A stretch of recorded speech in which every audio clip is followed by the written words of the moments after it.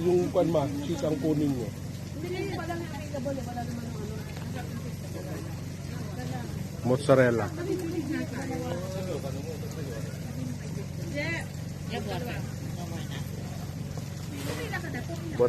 yen. Oh, mula. Get from the bago pate. Ba't dalawang bote mo dyan ah?